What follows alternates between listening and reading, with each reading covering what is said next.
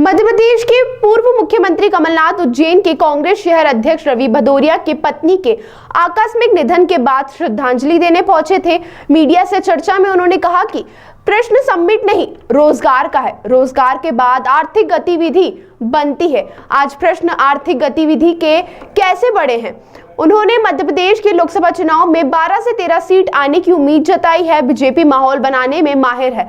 खुद के चुनाव को लेकर उन्होंने कहा कि नकुलनाथ चुनाव लड़ेंगे। वहीं आपको बता दें, कांग्रेस के पूर्व राष्ट्रीय महासचिव राहुल गांधी की भारत जोड़ो न्याय यात्रा में शामिल होने पूर्व मुख्यमंत्री कमलनाथ उज्जैन पहुंचे हैं। यहां सबसे पहले शहर अध्यक्ष रवि भदौरिया के घर पहुंचे और अपनी संवेदनाएं व्यक्त की। बाद में पूर्व मुख्यमंत्री कमलनाथ ने मीडिया से चर्चा कर कहा कि मैं महाकाल के दर्शन करूंगा और पूरे प्रदेश के लिए आशीर्वाद लूंगा। आज राहुल जी पहुंच रहे हैं उज्जैन, उनके साथ यात्रा में शामिल होऊंगा।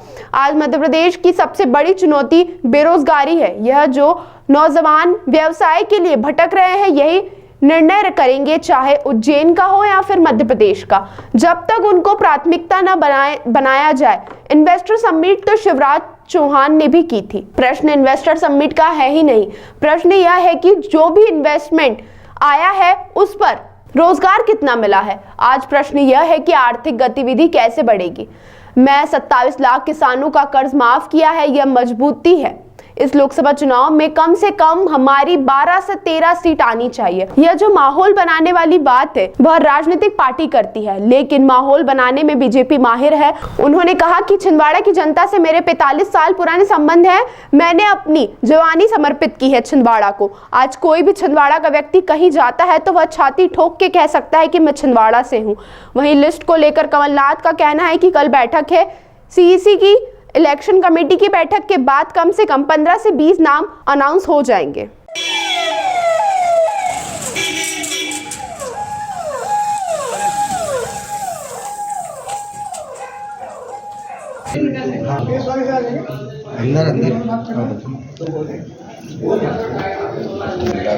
आशीर्वाद से थोड़ा सा नीचे पूरे प्रदेश के लिए राहुल जी भी पहुंच रहे हैं और उनके साथ में यात्रा उसमें शामिल हुई। आज मध्य प्रदेश की सबसे बड़ी चुनौती बेरोजगारी है और यही नौजवान जो आज व्यवसाय के लिए, रोजगार के लिए भटक रहे हैं, यही निर्माण करेंगे, हमारे उज्जैन का हो या हमारे मध्य प्रदेश का हो। जब तक उसको प्राथमिकता ना बनाए, ये सब शो करने से उज्जैन में इन्वेस्टमेंट समिट, ये इन्वेस्टमेंट समिट तो शिवराज सिंह जी ने निकाले थे, लाखों का इन्वेस्टमेंट। प्रश्न इन्वेस्टमेंट का नहीं है, प्रश्न इन्वेस्टमेंट आए उसमें रोजगार कितना, रोजगार के साथ आर्थिक गतिविधि बनती है। कोई गाड़ी चला लेता है, कोई ढाबा खोल लेता है। तो आज प्रश्न आर्थिक गतिविधि कैसे बढ़ी। गांव में किराने की दुकान भी चलती है आर्थिक गतिविधि से, किसान की जेब में पैसा हो। मैंने 27 लाख किसानों का कर्जा माफ किया कि ये मजबूती आई। यही आज हमारी प्राथमिकताएं हैं। लोकसभा चुनाव में कांग्रेस को कितनी सीट मिलने की उम्मीद है, क्या तैयारी है?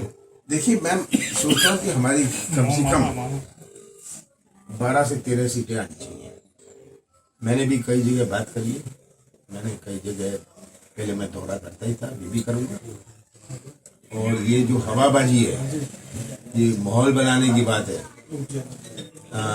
ये हर राजनीतिक दल करती है, पर इसमें बीजेपी माहिर है कि आप माहौल बनाओ।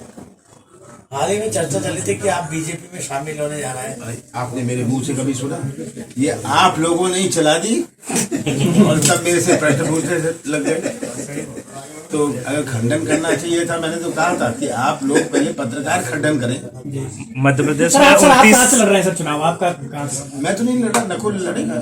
सर, छिंदवाड़ा को लेकर जिस तरीके से बीजेपी पूरी ताकत झोंक रही है, उसको लेकर आप क्या कहेंगे? कितनी मेहनत आपको करना पड़ेगी छिंदवाड़ा से? छिंदवाड़ा की जनता से मेरी 45 साल पुराने संबंध, मैंने अपनी जवानी समर्पित कर दी छिंदवाड़ा। आज छिंदवाड़ा की पहचान है। यही उज्जैन अगर आते 45 साल पहले, मैं आपको कहता मैं छिंदवाड़ा से हूँ, आप कहती छिंदवाड़ा कौन? वो नागपुर वाला। आज कोई भी छिंदवाड़ा का व्यक्ति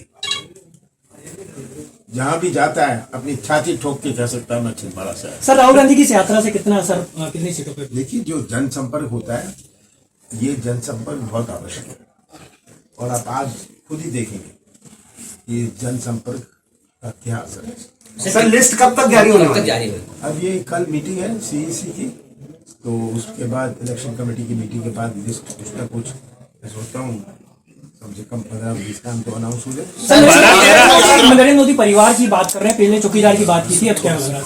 देखिए ये सब बातें करने ये सब नारे देना सब आसान है।